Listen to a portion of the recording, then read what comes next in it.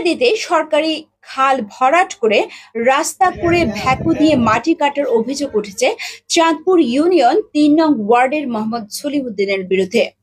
বিস্তারিত থাকছে মোহাম্মদ ওয়াহিদের প্রতিবেদনে। মাটি কাটা অভিযোগ করেন চাঁদপুর এলাকার স্থানীয় জনগণ। অভিযোগ সূত্রে জানা যায় ২ নং ওয়ার্ডের মোহাম্মদ তাহমেদ জমির পরিমাণ সমান করতে গিয়ে জমির মাটি দেন মোহাম্মদ সলিমুদ্দিনকে এবং এই মাটি বিক্রি হচ্ছে ১৪০০ টাকা করে। গ্রাহকদের বাড়িতে পৌঁছে দিতে সরকারি খাল ভরাট করে রাস্তা করেন মোহাম্মদ সলিমুদ্দিন।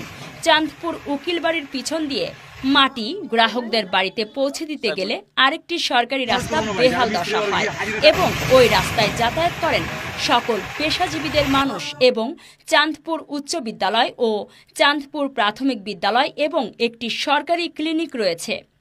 চাঁদপুর উচ্চ বিদ্যালয়ের প্রধান শিক্ষক বলেন, বাড়ি যানবাহন নেওয়ার কারণে এই রাস্তা বেহাল দশা।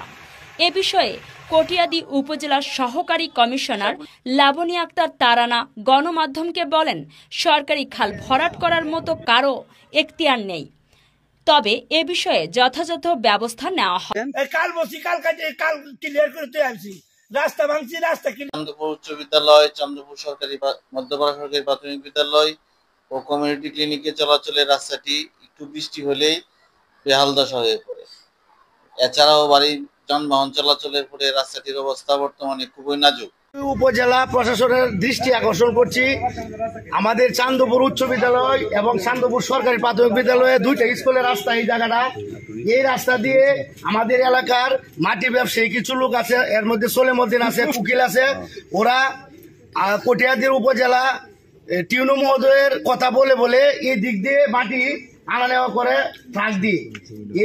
এই ট্রাক দিয়ে মাটি আনা নেওয়ার কারণে চাঁদপুর উচ্চ বিদ্যালয় এবং চাঁদপুর সরকারি প্রাথমিক বিদ্যালয়ের হাজার হাজার ছাত্রছাত্রী আসা যাওয়া খুব কষ্ট হয়।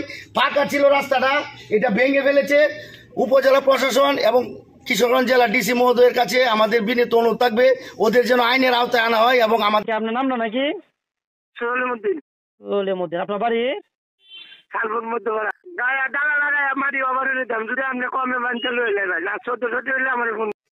হ্যালো, আসসালামু আলাইকুম। ওয়ালাইকুম আসসালাম।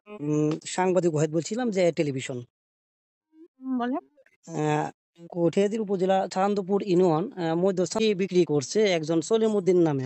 আপনার এখতিয়ারে আছে কি নাম, এটা আপনার কাছে একটু জানতে চাইছিলাম। সরকারি ঘাট তো কারো ভরাট করার রেখে নাই, যদি সে করে থাকে তাহলে অবৈধভাবে করতে।